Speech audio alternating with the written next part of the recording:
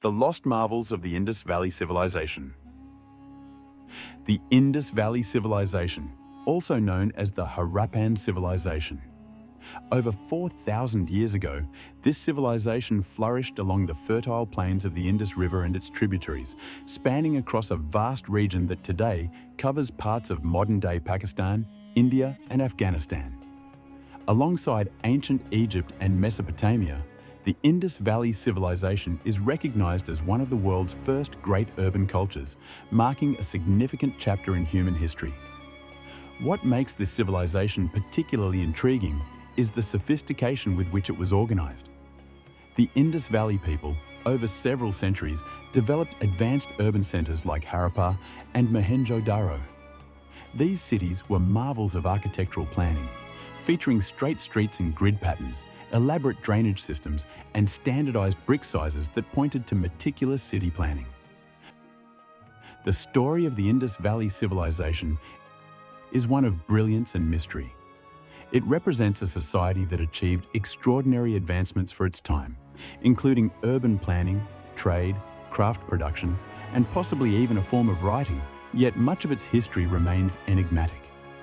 Despite its significance as one of the earliest cradles of human civilization, we know surprisingly little about the daily life, governance, and beliefs of its people. Even the name of this civilization, Harappan, is derived from the modern name of one of its cities, not from any known term used by the civilization itself. Of the Indus Valley Civilization was a monumental moment in archaeology and the understanding of early human history. Although the ruins of Harappa and Mohenjo-daro lay buried for centuries, the first signs of their existence emerged in the mid-19th century during the British colonial era in India. As the British were expanding railways across the subcontinent, engineers stumbled upon ancient bricks and pottery scattered around certain mounds in the Punjab and Sindh regions. However, these early findings were largely dismissed as remnants of a relatively recent past. It was not until the early 20th century that the true significance of these mounds was realized. In 1921, Daya Ram Sani, an Indian archaeologist, conducted the first significant excavation at Harappa, revealing an ancient city built with uniform brickwork and planned structures. The following year, R.D. Banerjee, another Indian archaeologist, unearthed the city of Mohenjo-daro, some 600 kilometers away from Harappa. The discovery of these cities opened a new chapter in our understanding of the ancient world. The man who would bring the civilization to the attention of the world was Sir John Marshall, the Director General of the Archaeological Survey of India at that time. Marshall, who had previously worked on excavations in Greece and the Middle East, immediately recognized that these cities represented an advanced and previously unknown civilization. Under his direction, large-scale excavations were carried out throughout the 1920s and 1930s, revealing not just isolated towns, but an interconnected network of urban centers spread over an area larger than ancient Egypt and Mesopotamia combined. The civilization's geographical expanse covered more than 1 million square kilometers, stretching from the highlands of Baluchistan in the west to the fringes of the Ganges in the east, and from the foothills of the Himalayas in the north to the Arabian Sea in the south. Over 1,000 settlements of varying sizes were discovered, indicating that this was a complex, thriving society with a well-established network of trade, agriculture, and culture. One of the most astonishing discoveries was the uniformity in the architecture and artifacts across such a vast region.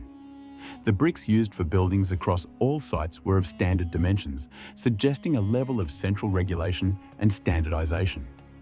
Furthermore, pottery, tools, and weights found at different sites showed remarkable consistency in design, pointing to a shared cultural identity and possibly a strong centralized governance.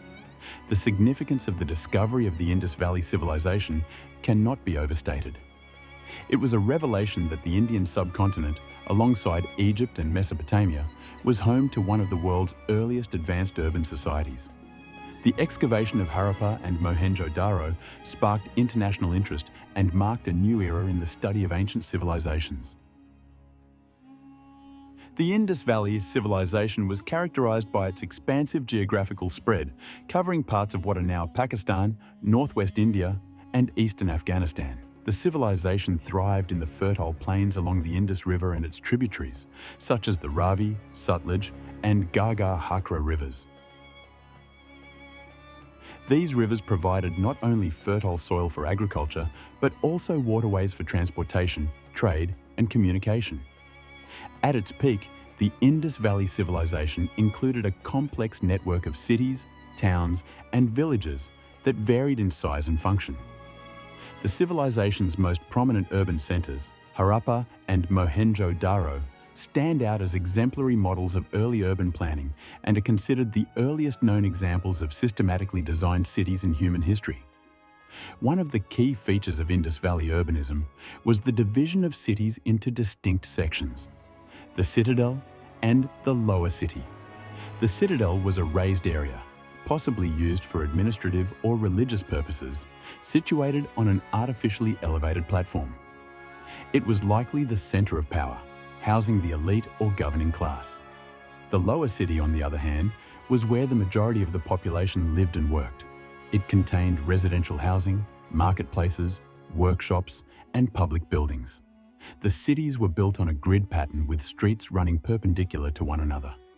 Major streets, sometimes up to 10 meters wide, were designed to accommodate the movement of carts, while smaller alleyways branched off to connect residential quarters.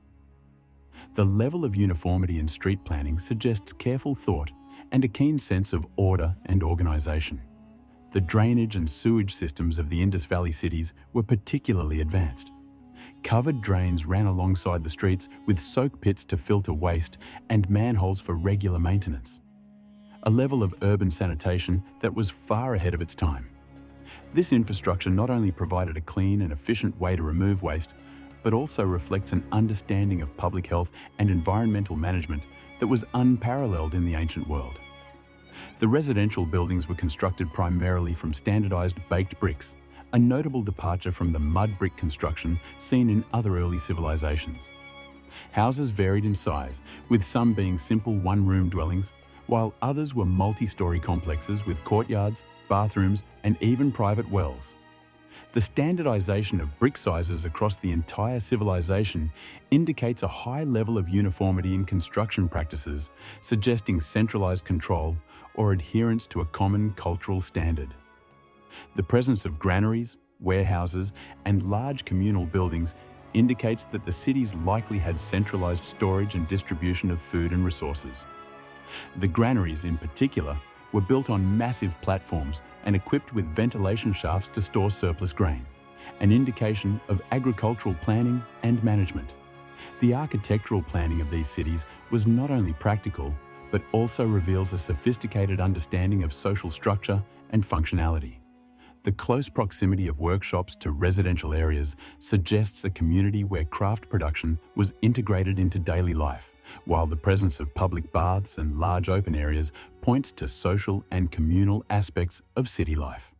4. Culture, economy, and society. Expanded to 2,000 words. The Indus Valley Civilization was a vibrant and complex society, with a multifaceted economy that was based on agriculture, trade, craftsmanship, and possibly even proto-industrial activities. Its culture was rich in art, ritual practices, and communal activities, reflecting a society that placed great emphasis on both functionality and aesthetics. Agriculture formed the backbone of the Indus economy. The fertile plains of the Indus River Valley provided ample opportunity for cultivating crops like wheat, barley, peas, mustard, dates, and cotton. One of the earliest known examples of cotton cultivation. Irrigation systems were likely in place to manage the seasonal flooding of the rivers and ensure year-round crop production.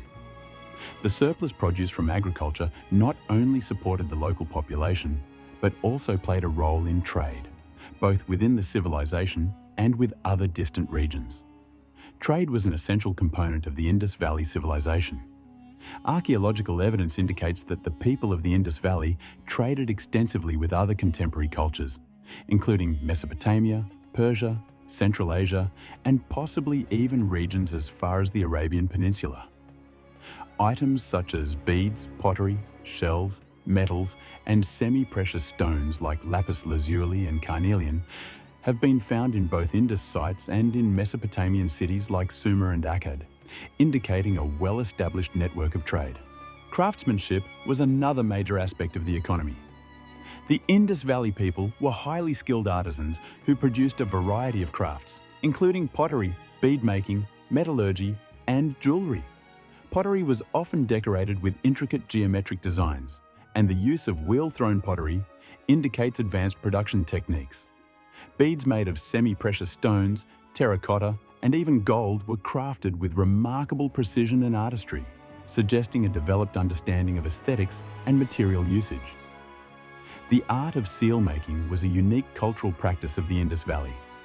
Thousands of small, square seals made of steatite have been discovered at various sites, each engraved with intricate animal figures, human motifs, and symbols. These seals may have been used for trade, as amulets, or as markers of ownership, and they reflect the high level of artistry and symbolic thought of the civilization. In terms of social structure, the Indus Valley society appears to have been relatively egalitarian compared to other ancient civilizations. Unlike Egypt or Mesopotamia, where grand palaces and massive tombs signified the wealth and power of the ruling class, the Indus Valley cities lack evidence of monumental buildings or elaborate royal graves. Instead, the uniformity in housing and the distribution of artifacts suggest that there was not a stark disparity in wealth among the inhabitants. Religiously, the civilization remains enigmatic. Figurines and sculptures of what appear to be female deities, possibly representing fertility goddesses, have been found at numerous sites, indicating some form of goddess worship. Other figures, often shown in yogic or meditative postures, have been associated by some scholars with early forms of the Hindu god Shiva, although these interpretations are speculative. The absence of large temples or religious buildings, however, makes it difficult to draw definitive conclusions about their religious practices. The society also placed a strong emphasis on cleanliness and order, as evidenced by the sophisticated drainage systems, public baths, and personal hygiene structures found throughout the cities.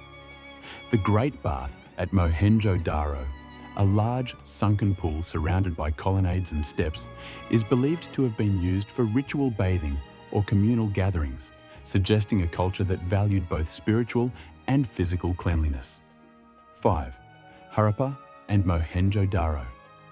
Harappa and Mohenjo-daro stand as the twin pillars of the Indus Valley Civilization, representing the height of its urban development, cultural achievements, and sophisticated planning. These cities, each harboring unique characteristics, were not just population centers, but also hubs of economic activity, culture, and technological advancement. Harappa, located in what is today the Punjab province of Pakistan, was the first city to be excavated and hence gave its name to the entire civilization. Spanning approximately 150 hectares, Harappa was a vibrant, bustling city laid out with exceptional planning and precision. Divided into a citadel and a lower city, much like other major Indus cities, Harappa's citadel was a raised platform made of mud brick and was possibly the center of political, religious, or social power. The lower city in Harappa was home to the majority of the population. The houses were primarily constructed from baked bricks, arranged in a standardized fashion, indicating a high level of organization. The city's main streets were wide, straight, and ran in a north-south or east-west direction, forming a meticulous grid layout. This grid system reveals a deep understanding of urban design and city management, which would have required sophisticated surveying tools and centralized control. Harappa was also a major center for craft production and trade. Archaeologists have uncovered numerous workshops, kilns, and manufacturing sites that produced a variety of goods, including pottery, beads, and metal tools. The presence of standardized weights and measures suggests that trade within the city, as well as with other regions, was highly regulated. Artifacts made of copper, bronze, and stone have been found, showcasing the diverse range of materials utilized by the Harappans. Intricately carved stone seals with pictorial scripts and animal motifs are some of the most iconic artifacts from Harappa. offering a glimpse into their artistry and symbolic language. Harappa was surrounded by agricultural lands, which played a vital role in sustaining the city's population. The abundance of granaries found at the site, including a massive granary near the citadel, suggests that the city was an important center for the collection and storage of food, and possibly the distribution of surplus grains. This level of agricultural and economic organization points to a well-developed administrative system capable of managing resources across the city and surrounding hinterland. Located to the south of Harappa, Mohenjo-daro is one of the best preserved cities of the Indus Valley Civilization and offers the most insights into its urban architecture and daily life. Covering around 300 hectares, it is considered one of the largest and most advanced urban centers of the ancient world. The most iconic feature of Mohenjo-daro is the Great Bath, a large rectangular tank situated on the citadel mound. Surrounded by brick colonnades and steps leading into the pool, this structure is believed to have held religious or ceremonial significance, likely used for ritual bathing or communal gatherings. The Great Bath is a testament to the advanced hydraulic engineering of the Indus Valley people, as it was waterproofed with a layer of bitumen to prevent water leakage. Similar to Harappa, Mohenjo-daro was meticulously planned with a grid-like layout of streets and houses. The residential areas were designed to maximize ventilation and light, with buildings organized around open courtyards. Some houses even had their own private wells, a significant feat of engineering that provided fresh water to the inhabitants. The city's drainage system was one of its most remarkable features, with covered drains running along the streets, collecting waste and ensuring efficient sewage disposal. Mohenjo-daro also had large communal buildings, possibly used as assembly halls, warehouses, or for other public purposes. A massive structure known as the granary was discovered near the citadel, indicating that, like Harappa, Mohenjo-daro played a crucial role in food storage and resource management. The economic life of Mohenjo-daro was diverse and complex. The city was a center of craftsmanship and trade, with evidence of pottery making, bead production, metallurgy, and textile weaving. The discovery of standardized weights, stone tools, and various artifacts made of metals and semi-precious stones indicates a flourishing economy and sophisticated trade networks. Interestingly, the layout of Mohenjo-daro, like Harappa, reveals an absence of grand palaces or tombs that would indicate a powerful ruling elite or monarchy. Instead, the city reflects a more egalitarian structure, where social differences were less pronounced, and resources were more evenly distributed. This has led many scholars to suggest that the Indus Valley Civilization may have been governed by a system of local assemblies or councils, as opposed to the centralized, hierarchical rule seen in contemporary Mesopotamian or Egyptian societies.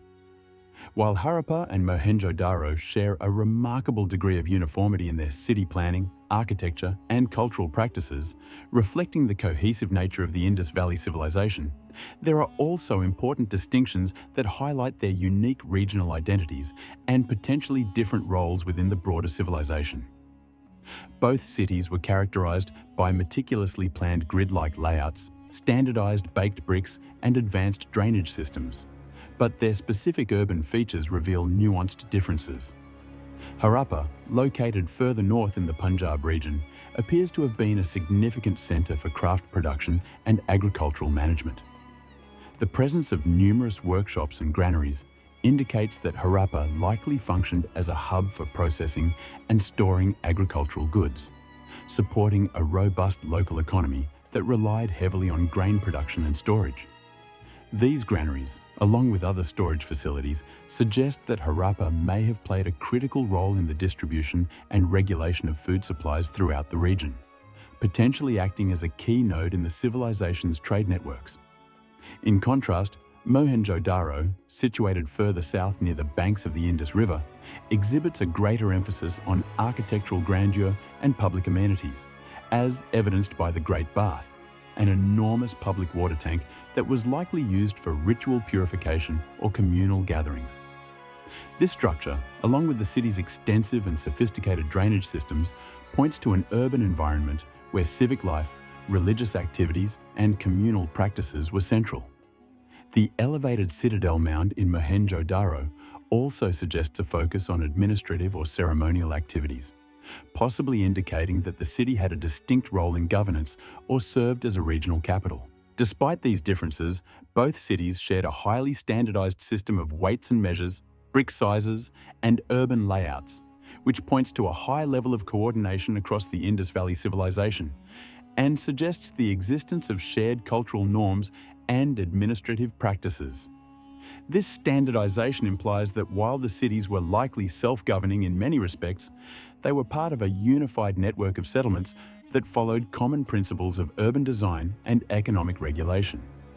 However, the variation in emphasis on different aspects of city life, Harappa's focus on craft and agriculture, and Mohenjo-daro's emphasis on public architecture and advanced civic planning, suggests that the cities may have served complementary functions within the civilization, each contributing to a larger, interconnected economic and social system.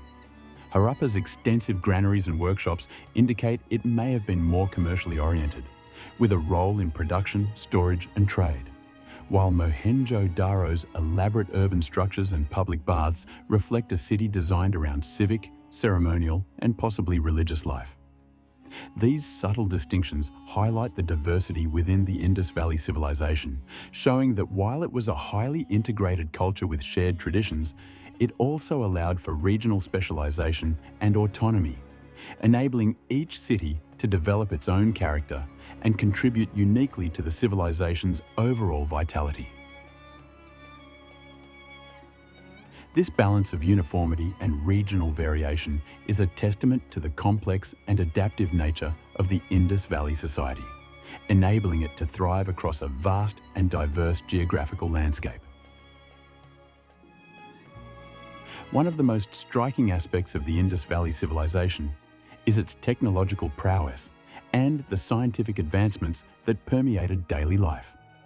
From metallurgy and urban engineering to standardized systems of measurement, the Harappans displayed a high degree of technical skill and ingenuity that greatly contributed to their success as a civilization. The Indus Valley people were skilled metallurgists, working with a range of materials including copper, bronze, lead, and tin. Bronze was particularly important for the crafting of tools, weapons, and everyday objects. The widespread use of bronze indicates that the civilization had access to metal ores and the knowledge to smelt and cast these metals into usable forms. Metalworkers created tools such as chisels, knives, fish hooks, and axes, which would have been essential for agriculture, hunting, and construction.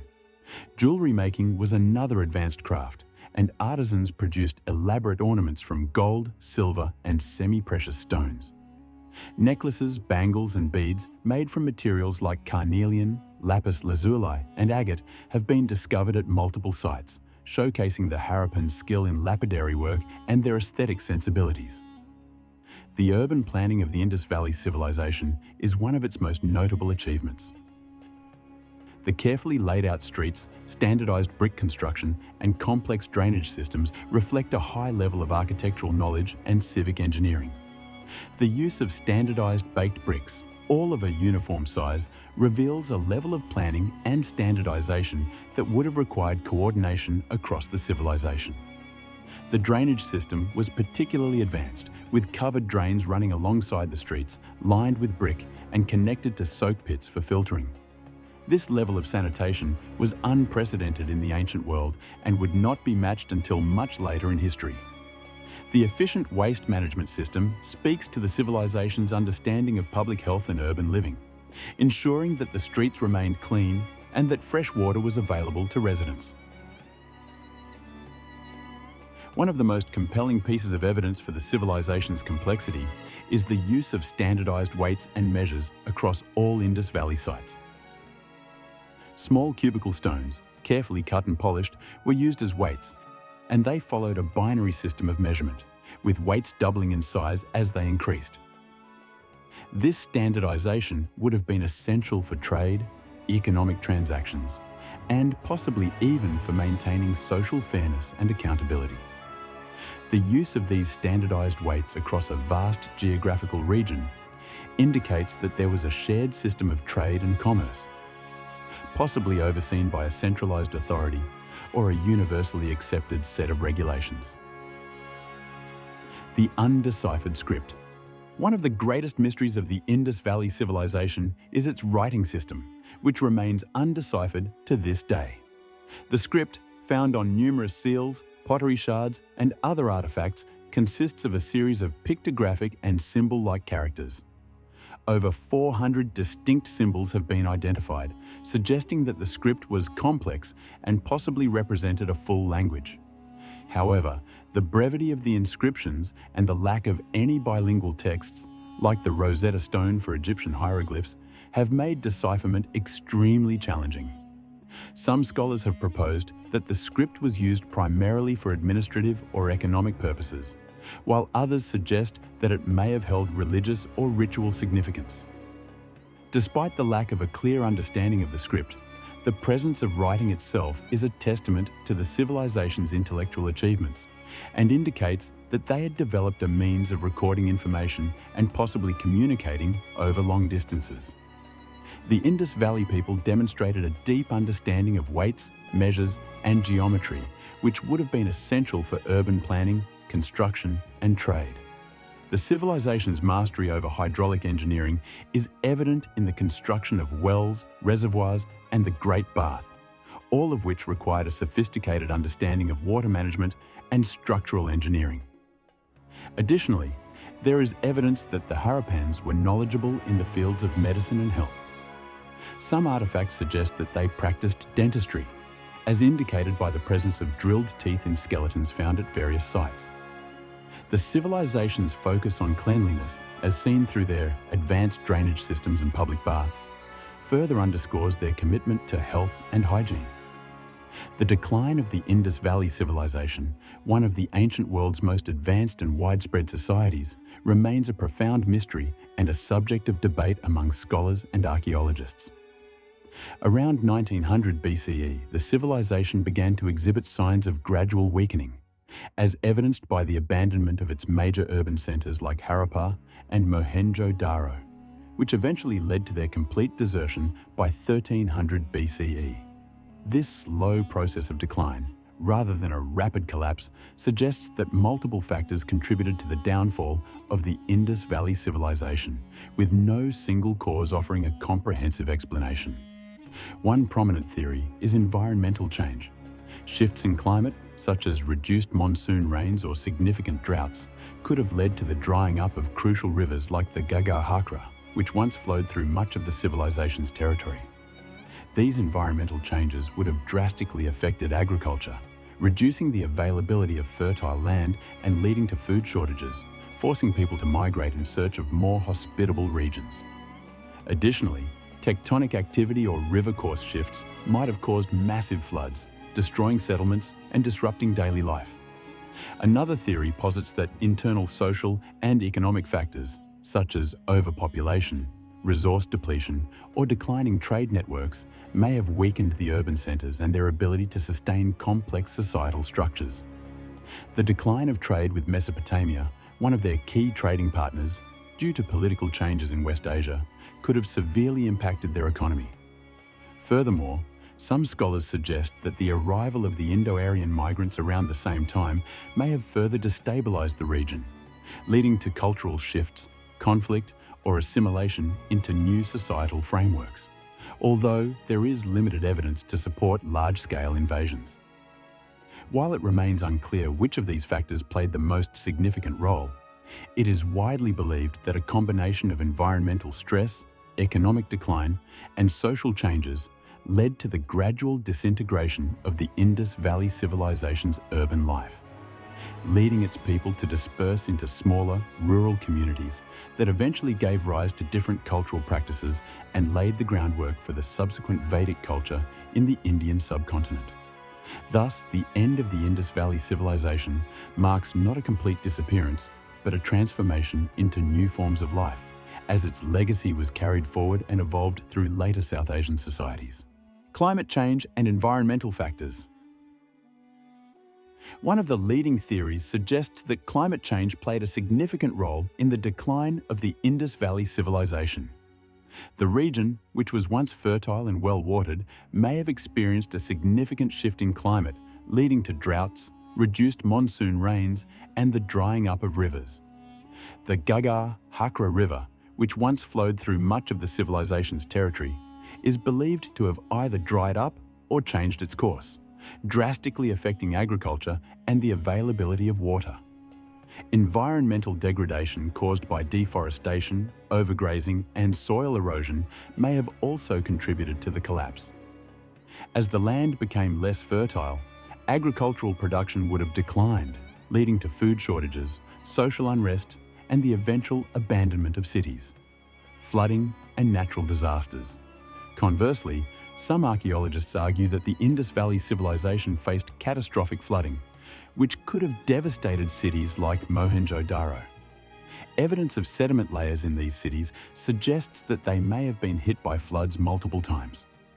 This recurring natural disaster would have severely disrupted life, damaged infrastructure, and made it difficult to maintain the city's population and economic activities.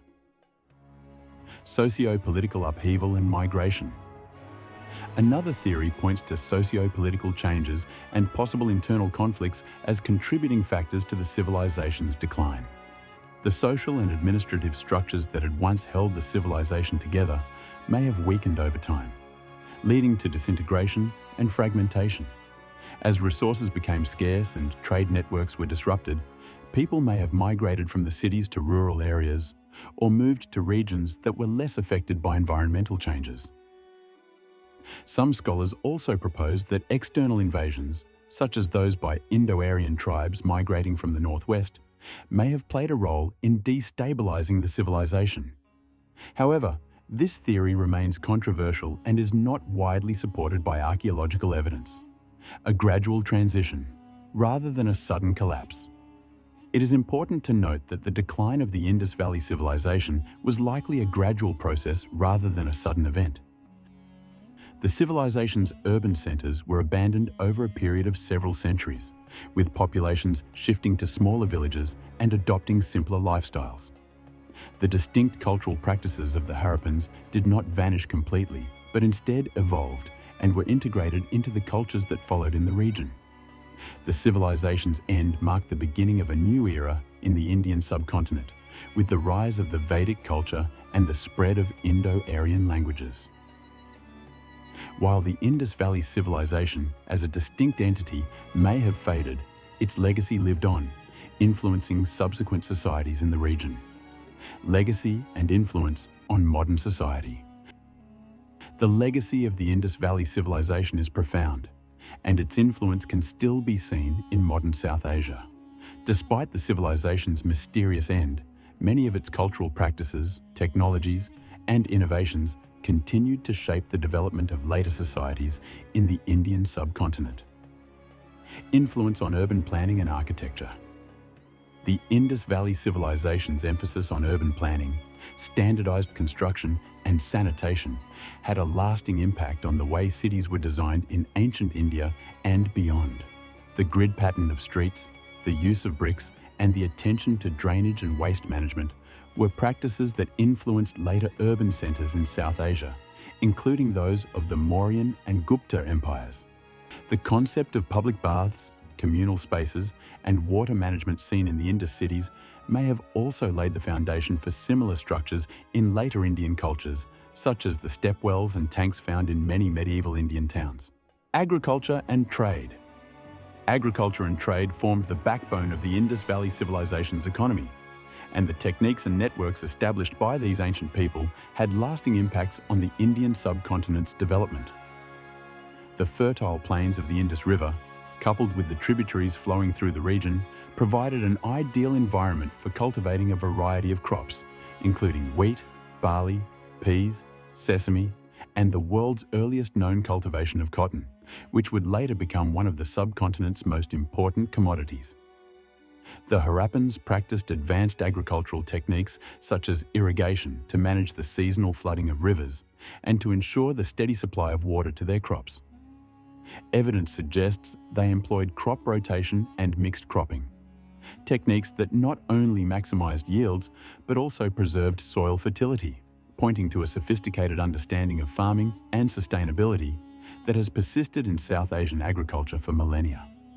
The surplus produce generated by their agricultural efficiency supported urban populations and allowed the growth of cities like Harappa and Mohenjo-daro. This surplus also fueled the civilization's extensive trade networks, which stretched from Mesopotamia to the Iranian plateau and the distant shores of the Arabian Peninsula. The Harappans were known for trading goods such as semi-precious stones, metals, beads, shells, and high-quality cotton textiles, creating a thriving commercial culture. Their maritime trade, facilitated by boats and ships, connected coastal cities like Lothal, believed to have been an important port, with distant lands across the Arabian Sea. Moreover, the discovery of Indus seals in Mesopotamian cities and vice versa indicates that they had established complex trading systems and perhaps even diplomatic exchanges. These trade networks not only moved goods, but also facilitated the exchange of ideas, technologies, and cultural practices, contributing to a multicultural and interconnected ancient world. The sophisticated use of standardized weights and measures in trade across various Indus sites reflects the civilization's commitment to fairness and efficiency in commerce, a legacy that influenced subsequent trade practices in the region.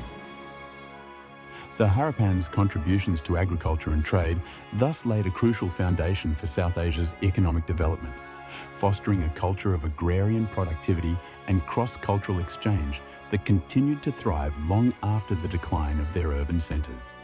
Cultural and religious practices. The religious and cultural practices of the Indus Valley Civilization, though still shrouded in mystery due to the lack of deciphered written records, paint a picture of a sophisticated society with a rich spiritual life deeply connected to nature, fertility, and ritual purity. Central to their religious iconography are numerous terracotta figurines of mother goddesses, indicating a likely focus on fertility, abundance, and the generative power of the feminine divine. These figures, often depicted with exaggerated feminine features, point to a reverence for the life-giving aspects of nature, paralleling later goddess worship in Hinduism, where deities like Parvati, Durga, and Kali embody both nurturing and powerful aspects of femininity. Animal symbols, another dominant feature of the civilization's artifacts, reflect a spiritual connection to the natural world. Bulls are frequently depicted on seals and pottery, suggesting a sacred status, much like their later association with Nandi, Shiva's sacred mount in Hindu tradition. The recurring motifs of animals such as elephants, tigers, and a unique unicorn with a single horn have led to interpretations of these creatures as totemic or possessing divine qualities, possibly serving as protective symbols or emblems of clan identities. One of the most compelling religious artifacts is the Pashupati seal, which portrays a horned figure seated in a yogic posture surrounded by animals. This figure has been identified by some scholars as an early form of the Hindu god Shiva, known as Pashupati, or Lord of the Beasts, hinting at a continuity of religious ideas between the Harappan civilization and later Hindu traditions. The depiction of this deity in a meditative pose also suggests that the concepts of yoga and meditation might have roots in the Indus Valley culture, preceding their formal development in later Indian spiritual traditions. The seal's imagery, combining elements of asceticism, fertility, and a connection to nature, reflects a complex spiritual worldview that blends the divine, the natural world, and human practice. The civilization's emphasis on water management and cleanliness, evident in the sophisticated drainage systems and the construction of the Great Bath at Mohenjo-daro, points to a ritualistic use of water for purification. The Great Bath, one of the most prominent structures in Mohenjo-daro, suggests that communal bathing or ritual ablutions were central to the spiritual practices of the time. This practice has clear parallels in later Hinduism, where bathing in sacred rivers like the Ganges is considered a key ritual for cleansing both body and soul. The advanced sewer systems, which ran beneath the streets and connected to individual homes, highlight not just a concern for urban hygiene, but potentially a cultural or religious emphasis on maintaining purity and avoiding pollution, concepts deeply embedded in the later South Asian spiritual and social practices. Furthermore, the burial practices of the Indus Valley Civilization reveal beliefs about life, death, and possibly an afterlife. The discovery of grave goods, including pottery, personal ornaments, and tools placed alongside the deceased, indicates that they may have believed in a life beyond death where such items would be of use.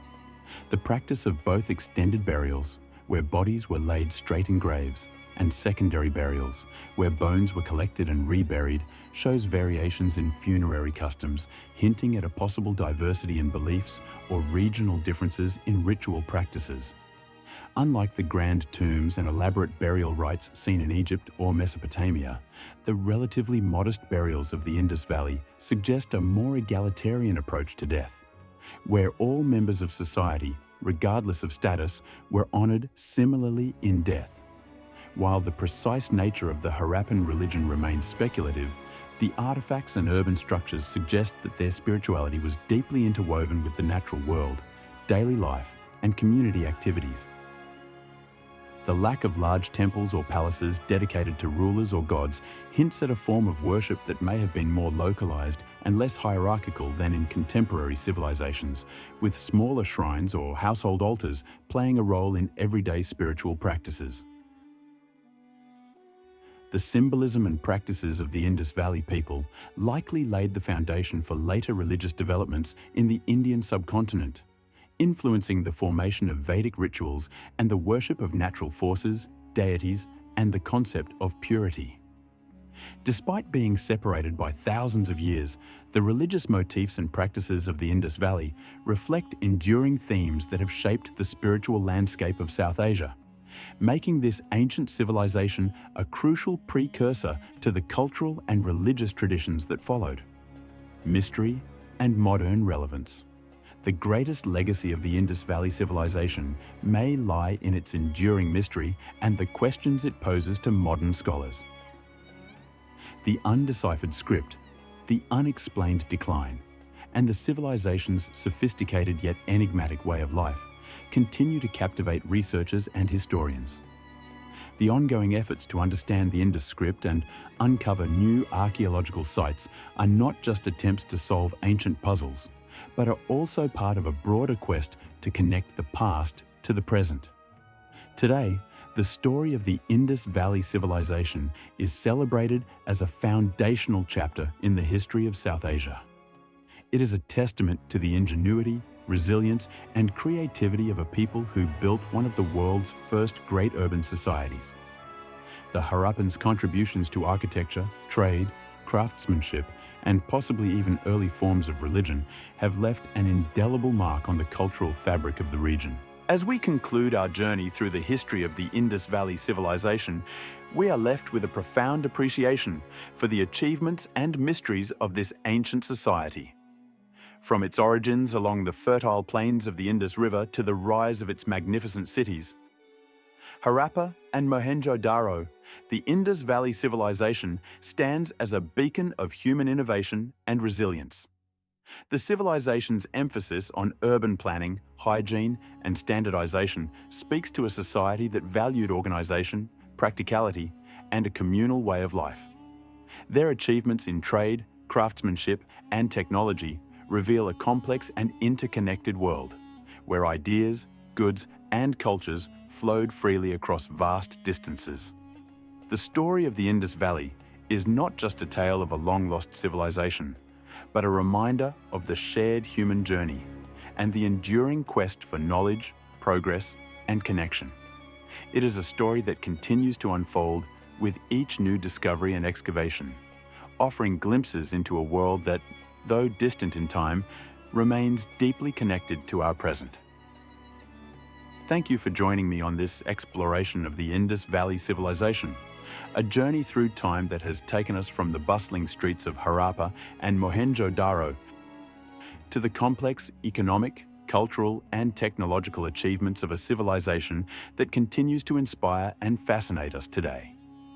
Mohenjo-daro, one of the prominent cities of the Indus Valley Civilization, was a vibrant center of cultural activities deeply rooted in rituals and festivals that wove the fabric of its social life and community values. The people of Mohenjo-daro celebrated numerous festivals that were more than mere occasions of merriment. They were rich communal expressions of spirituality, gratitude and social bonding, as well as reflections of their agricultural rhythms and seasonal cycles. These festivals were dynamic and multifaceted, encompassing a wide variety of traditional dances, music art forms and craftsmanship that not only entertained but also reinforced the cultural identity and moral values of the community. Traditional dances played a crucial role in these celebrations, with each movement and gesture imbued with symbolic meanings and storytelling elements. Men and women alike participated in these vibrant dance rituals, which were accompanied by the steady rhythm of drums, the lilting tunes of string instruments, and the enchanting melodies of flutes carved from reeds. These dances often told stories of their gods and goddesses, seasonal changes and the triumphs and tribulations of daily life, merging myth and reality in expressive and colorful performances. Festivals also included elaborate music ensembles where various instruments were played, creating a harmonious blend that evoked both the solemnity and joy of the occasion.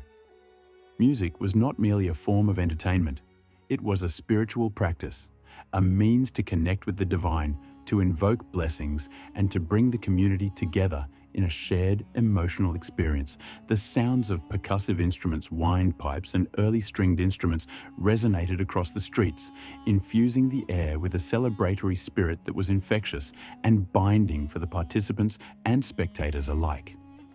In addition to dance and music, craftsmanship held a prominent place in these festivals.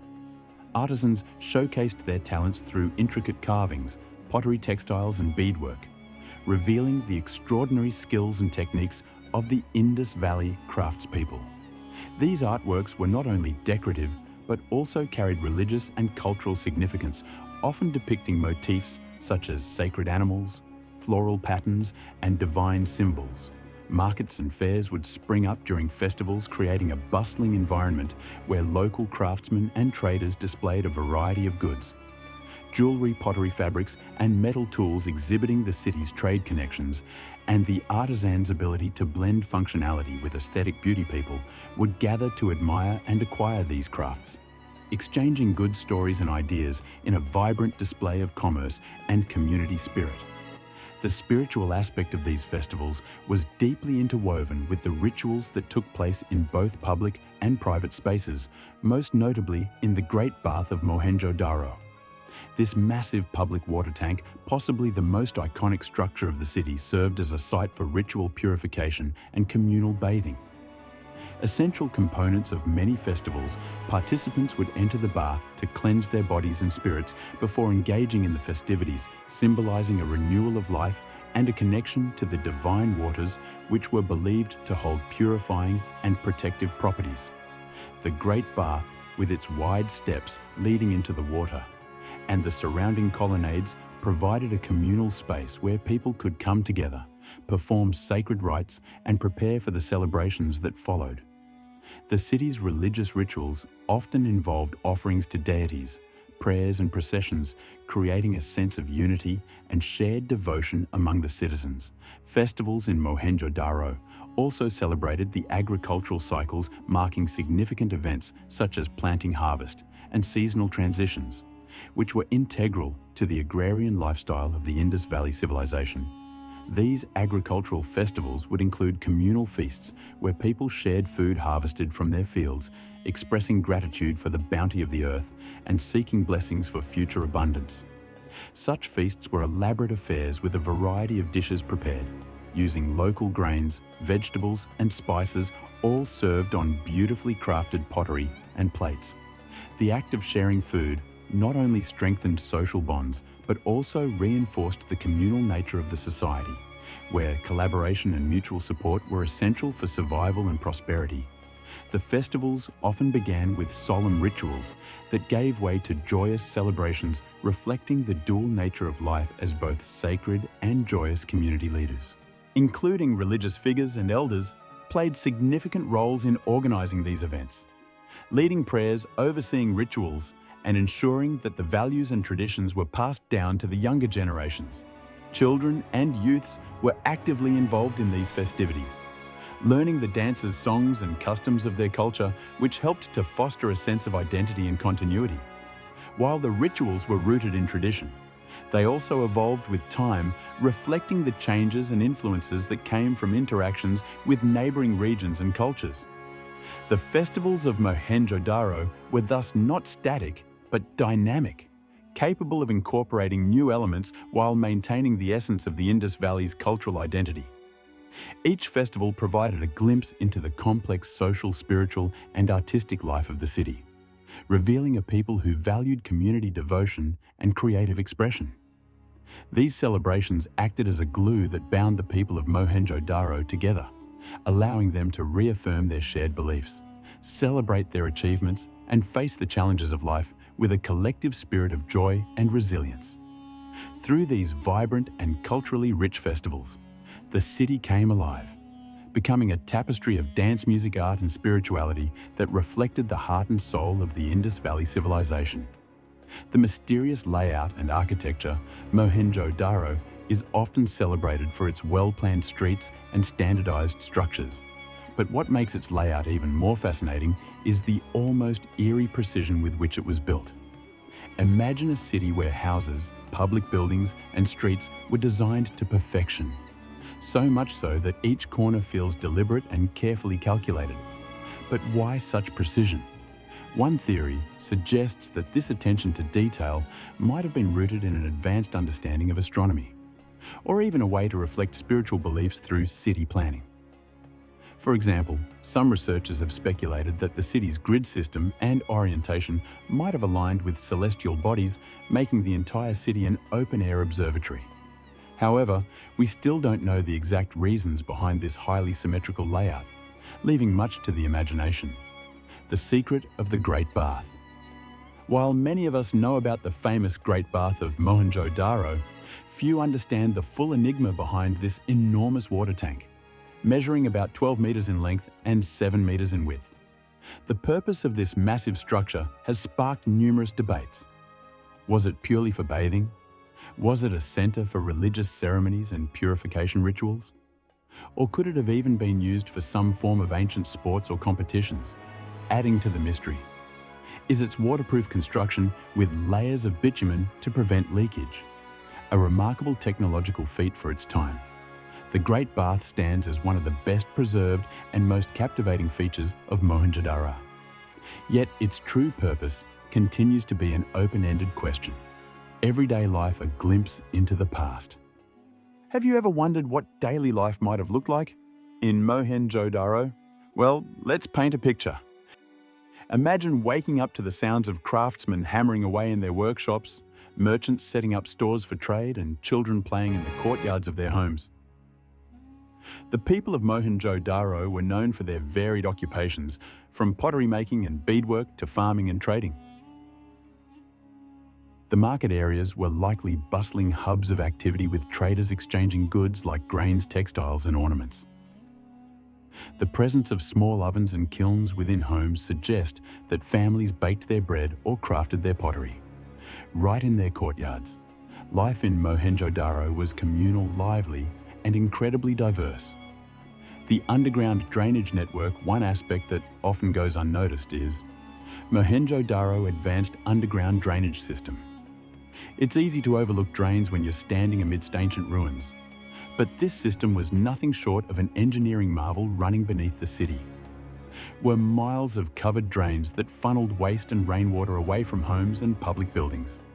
Each house had access to these drains, and there were manholes built for regular cleaning. But why such sophistication for sanitation? The Harappan people, it seems, placed a high value on hygiene and public health, something that would not be seen on such a scale until thousands of years later. The sheer scale and complexity of this underground system still leave researchers wondering how such knowledge of engineering and public infrastructure was developed. Mohenjo-daro was not just ornamental, it carried deeper symbolic meanings. The city's residents were masterful artisans, creating sculptures, terracotta figurines and jewelry that often depicted everyday life, nature, and religious symbols. One notable discovery was that of dancing girls.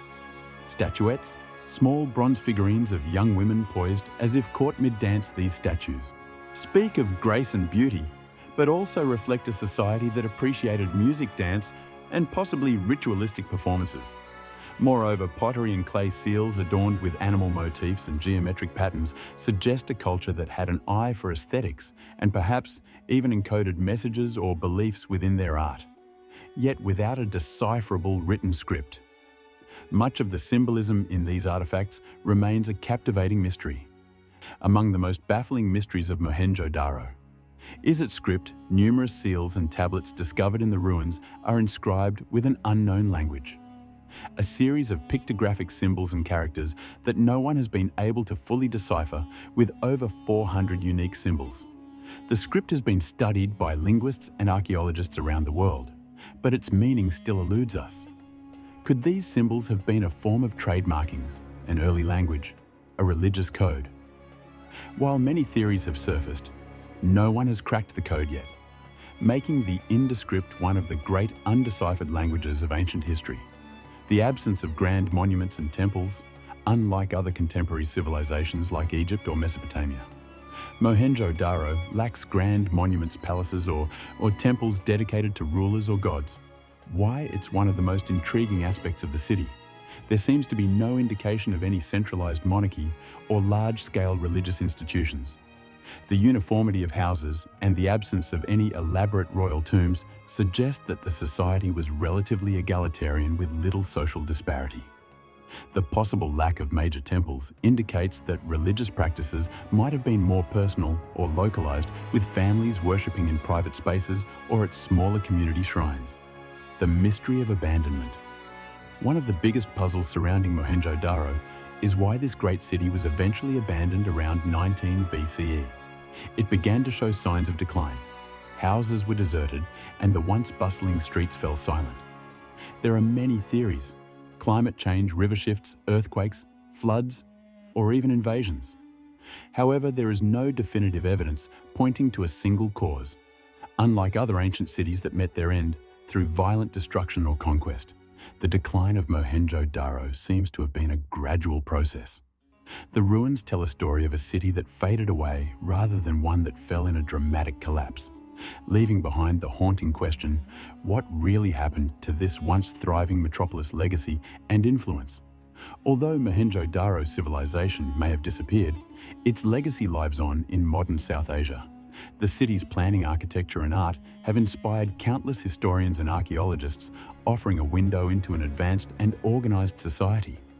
The uniformity and sophistication seen in its city, layout, drainage systems, and artifacts speak of a culture that had a remarkable understanding of civic life, trade, and craftsmanship. The mysteries that surround the city have continued to fuel research and exploration, inspiring new generations to uncover the untold story of Mohenjo-daro and its people. So, as we reflect on the city of Mohenjo-daro, we see not just an ancient ruin, but a thriving civilization that was ahead of its time in so many ways, from its urban planning and engineering to its art and social life. And yet it remains one of history's greatest puzzles. The city speaks to us through its artifacts, architecture, and streets, whispering tales of a past that we are still striving to understand fully. Thanks for exploring the rich history of Harappa and Mohenjo-daro with us. If you enjoyed this journey through the Indus Valley Civilization, like and subscribe, and hit the bell icon to uncover more ancient mysteries. See you in the next adventure.